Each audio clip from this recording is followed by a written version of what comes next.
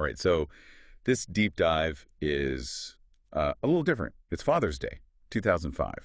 But instead of like celebrating, we're going to unpack this tragedy in Winchelsea, Australia, it's a case, where just a normal day out kind of turns into like a total nightmare. Yeah, and what makes this case so fascinating is, at first it just seemed like an accident. Right. Like a really heartbreaking accident. Yeah.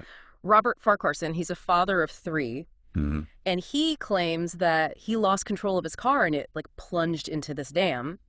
And his sons, Jay, Tyler, and Bailey, drowned. Just a devastating accident. Yeah, it seemed that way at first, but as we kind of dig into the court transcripts and the witness testimonies and all the expert opinions, you'll see how this accident actually became one of Australia's most like perplexing murder trials. Yeah, this case really just digs into like human behavior, Yeah. And those darker impulses that sometimes kind of lurk beneath the surface. Right. It's So let's kind of set the scene. It's Father's Day evening. Yeah. Robert's driving his 3 boys, Jai, Tyler, and Bailey, back to their mother, Cindy Gambino's house.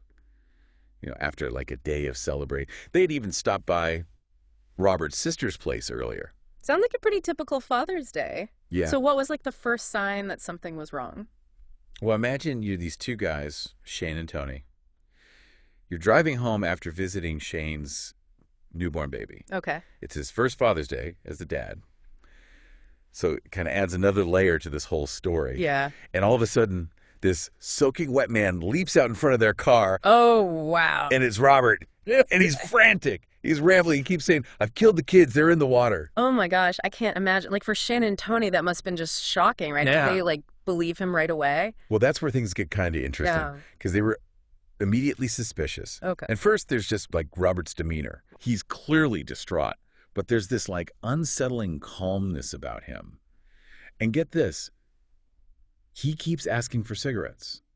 Like, his immediate concern seems to be a smoke break, not like rescuing his drowning children. No, it's certainly an odd detail, but I mean, it could be like shock, right? Or denial. Maybe it's just his way of coping with this like overwhelming situation. Right. Or it could be something more calculated. Right. Yeah. Yeah, exactly. It's one of those details that I'm sure investigators would look at closely. Yeah. And there's the scene itself. So they drive to the dam that Robert kind of pointed to. Okay. But the water's completely still, like eerily calm. And Shane, who's like familiar with these local dams, he didn't believe that any were deep enough to like completely submerge a car. Oh, wow. And so he offers to dive in and help. But Robert insists, no, it's too late. They're gone. So it's almost like he's resigned to their fate, which is, I mean, that's a strange reaction for someone who's claiming it was an accident. Right. Definitely raises some questions. Yeah. And while all this is happening, Cindy's getting this like frantic call from Robert. Okay. She rushes to the scene. It's chaos. Total chaos. Her friend, Stephen Moles, dives into the dam, like repeatedly, desperately searching, but finds nothing. Emergency responders finally get there, and a rescue diver locates the submerged Commodore. Oh, gosh. And sadly, the 3 boys are found trapped inside. It's heartbreaking. And I imagine, this is where the investigation really starts to take a turn, right? Yes. As the police start putting the pieces together, Robert's story begins to unravel. Yeah, so he initially claims that he had this coughing fit. Okay. Blacked out. And the car veered off the road and into the dam. But investigators start uncovering these inconsistencies and these suspicious details. Like, for instance, the car's headlights and the ignition were off. The handbrake was on. The heater was off. And the rear doors, where the boys were sitting, were locked. And one of them even had that childproof lock engaged. So for someone who just experienced this, like, sudden blackout, these actions, I mean, they seem pretty deliberate, don't they? It's almost like he's setting the stage for something. Yeah. And Sergeant Jeff Smith, he's one of the officers on the case, and he's clearly wrestling with all this evidence. He even starts making these 2 lists, one titled, He Did It, and the other, He Didn't Do It. And it really speaks to how complex the human mind can be. How can a loving father commit like such a heinous act? But the evidence seems to point in that direction. It's a classic example of how our emotional response to a case, we have to balance that with the need for objectivity. Yeah. And, while Sergeant Smith's struggle is totally understandable, it's crucial that the evidence guides the conclusions, not just like preconceived notions or, our gut feelings about something. Exactly. And then as the investigation deepens, even more cracks appear in Robert's story. So police find tire tracks that show a very deliberate path into the dam. Oh. This wasn't a car, like, spinning out of control. Right. And they also learned about a conversation that Robert had with his friend Greg just 2 months before the accident. Okay. Imagine you're Greg, and Robert is ranting about Cindy. Like, he's furious that she got the newer car in their separation. He's upset about her new boyfriend. And then he just drops this, like, chilling line. He says, she's going to pay big time for this. I'm going to take away the most important thing to her. Oh, gosh. Those words send chills down your spine. It's just like this clear expression of anger and, desire for revenge. The question is, how much weight can we place on statements like that? I mean, was it just him venting? Or was it, was he foreshadowing something? Right. And when Greg asks him, what do you mean? Robert mumbles about this dream he had. Okay. Where he drives into a dam and he survives, but his sons die. Oh, my God. That is, It's unsettling, to say the least. It definitely adds another layer of complexity to the case. I mean, dreams can sometimes reflect our subconscious thoughts and anxieties, but, they can also be really easily misinterpreted. I imagine the prosecution would use this as evidence of premeditation, but the defense would argue, hey, it's just a coincidence. Right, Yeah. right.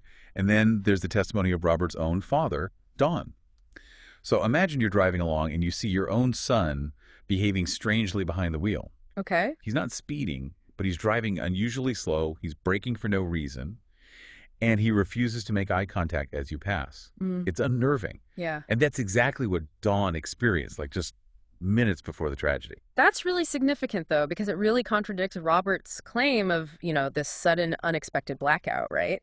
His father's observation suggests that he was already in this, unusual state of mind. Right. Potentially even displaying signs of detachment or premeditation. It really begs the question, what was going through Robert's mind in those final moments before the car entered that dam? So all this, conflicting evidence kind of sets the stage for the first trial in 2007. Okay. Now, it's important to remember that at this point, Cindy still believes in Robert's innocence.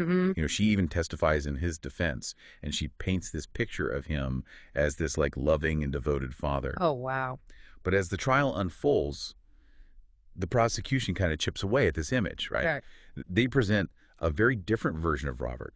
They highlight his, strange behavior after the incident, the inconsistencies in his story, and that, chilling premonition he shared with Greg. So the courtroom really becomes this battleground of narratives. On one side, you have Cindy, and she's clinging to this belief that it was just a tragic accident. And then on the other side, you have the prosecution, and they're painting this picture of a man driven by anger and resentment and potentially capable of this calculated act of revenge. Right. And the jury has to kind of sift through all of this and weigh the evidence and decide who to believe. Right. It's a classic true crime dilemma. Who do you trust? The grieving mother or the mounting evidence? Exactly. And the verdict when it comes is shocking. Robert is found guilty on all 3 counts of murder. Oh, wow. Can you imagine Cindy's devastation? The man she believed was innocent, the father of her children, is now a convicted murderer. It's got to be just completely crushing, not only for Cindy, but for anyone who believed in Robert's innocence. Right. I mean, the weight of that verdict, that realization that, someone you trust could be capable of such a horrific act, that's a lot to process. And it's a lot to unpack because the story doesn't even end there. Okay. So the case takes another turn when the conviction is overturned on appeal. Oh, wow. Really? It turns out the prosecution withheld information about Greg, Robert's friend. Right. He had an assault charge.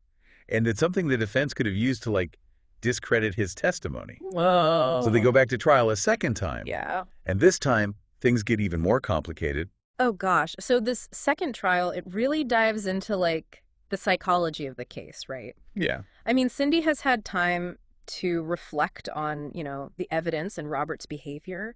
And she starts to have doubts. She starts to see him in this new light, Oh, right. noticing those patterns of manipulation and control that she may have just overlooked in the past. Right. The first trial and the appeal kind of gave her the space to really examine her relationship with Robert, see things from a different perspective. Yeah. And she even starts to share details about Robert's behavior with the boys that kind of paint a less idyllic picture of their family life. Oh, so what kind of things? Well, she talks about, his relentless teasing that sometimes bordered on bullying and his unsettling comments about fearing he would go overboard if he ever hit them. Oh, gosh. That's disturbing. And these details, along with the mounting evidence against him, it just starts to like chip away at this image of Robert as this, doting father. Yeah, I see what you mean. And then Robert takes the stand. This is his chance to like clear his name, Right. to offer a believable explanation for what happened that night. But his testimony kind of backfires. How so? He sticks to this coughing fit story, but it just crumbles under cross-examination. Right. He can't really explain the locked doors, the headlights being off, the handbrake.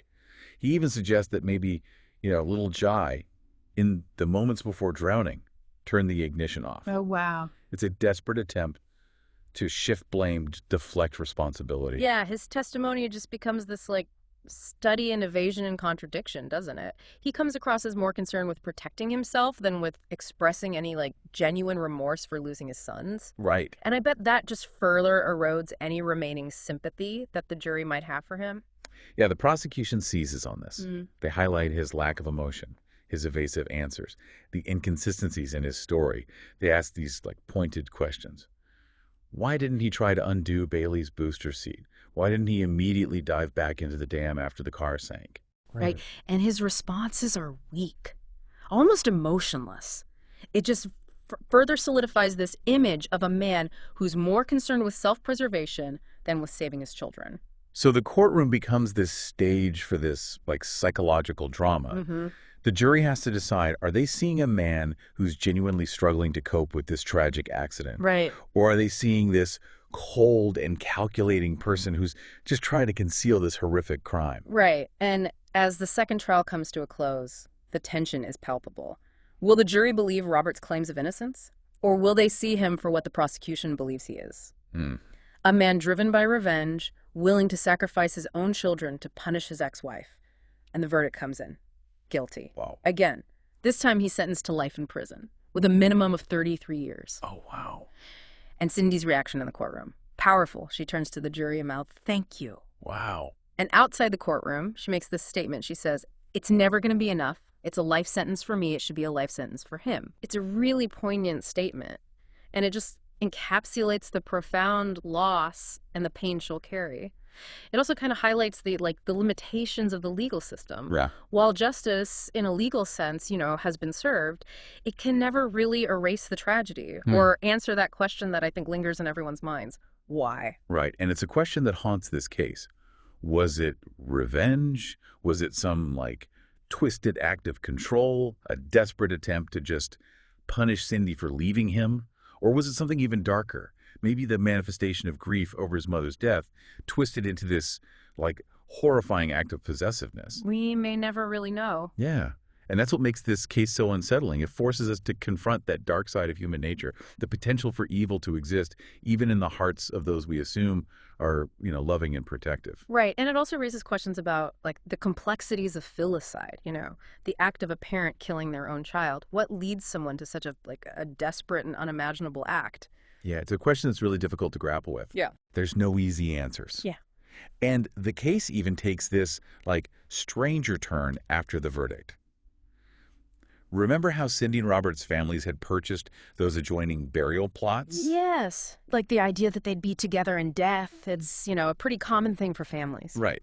Well, after the conviction, Cindy wants Robert as far away from her and the boys in death as he was in life. Wow. She fights to prevent him from being buried next to them. Yeah. And someone even chisels Robert's name off the boy's headstone. Oh, wow. It's this visceral act of rejection, Yeah. a symbolic erasure of his presence from their lives and their memory. I mean, it really speaks to just, like, the depth of her anger and the betrayal and, just the community's collective need to separate these innocent victims from their perpetrator. It's a way of, like, reclaiming their story and honoring their memory. Right. Apart from the shadow of his crime. And it's not just the families that are directly involved. This case had a ripple effect across Australia. It sparked all these important conversations about family law, custody disputes, and the potential for violence within families. Yeah. Particularly, during separation and divorce. It forced people to kind of acknowledge that the image of the loving, protective father isn't always the reality. It challenges those societal assumptions about fatherhood, doesn't it? Yeah. And brings to light, that darker side of these domestic dynamics. It also highlights the need for just greater awareness of the warning signs of domestic violence, even when it's not physically apparent. Exactly. The case also kind of put a spotlight on the complexities of, like, expert testimony, Okay. particularly in cases involving medical conditions that are used as a defense. Remember how Robert's lawyers brought in a doctor to testify about cough syncope? Yes. Basically, it's fainting caused by a coughing fit. Right. And it became like a very contentious issue during the trials. Yeah. Because the prosecution argued that while cough syncope is like a real condition, it's extremely rare and highly unlikely to have caused, the kind of blackout that Robert described, especially given all the specific actions he took before driving into the dam. It raised questions about, the interpretation of these expert testimonies and how they can be used to support or refute, a narrative. Right. Exactly. The Farquharson case was this, like, media sensation in Australia. It dominated headlines. It inspired books and documentaries. Yeah. And, while media attention can be beneficial in raising awareness about these important issues, it also runs the risk of, sensationalizing a tragedy. Right. And exploiting the pain of those who are involved. Yeah, it's a reminder for us as consumers of true crime to approach these stories with sensitivity and to remember that behind every headline, there are real people whose lives have been totally, irrevocably changed by these events. Right. We need to engage with these stories thoughtfully and, seek understanding. Right. Rather than just entertainment. So as we kind of step back from this deep dive, we're left with this sense of profound sadness for those 3 young lives lost and, the enduring pain of their mother and their family. Yeah. We're also, left grappling with that question of why. What could drive a father to do such a thing? It's a question that might never be fully answered. Right. But I think what we can learn from this case is just the importance of recognizing those red flags, understanding the complexities of family dynamics, and acknowledging that even in the face of, what seems like overwhelming love, darkness can lurk beneath the surface. And for you, listening, I hope this deep dive has been more than just a, chilling true crime story. Yeah. I hope it sparked some reflection on, these broader issues at play here. Maybe prompted you to consider the fragility of life, the importance of seeking help when needed, and the strength of the human spirit, even in the face of unimaginable loss. It's a story that reminds us that the line between good and evil can be pretty blurry, and that the choices we make, they have far-reaching consequences. It's a reminder to cherish our loved ones, to be present in our relationships, and to never take, the gift of life for granted. Well said. Yeah. Well, that's our deep dive for this week. Thanks for listening, and we'll see you next time.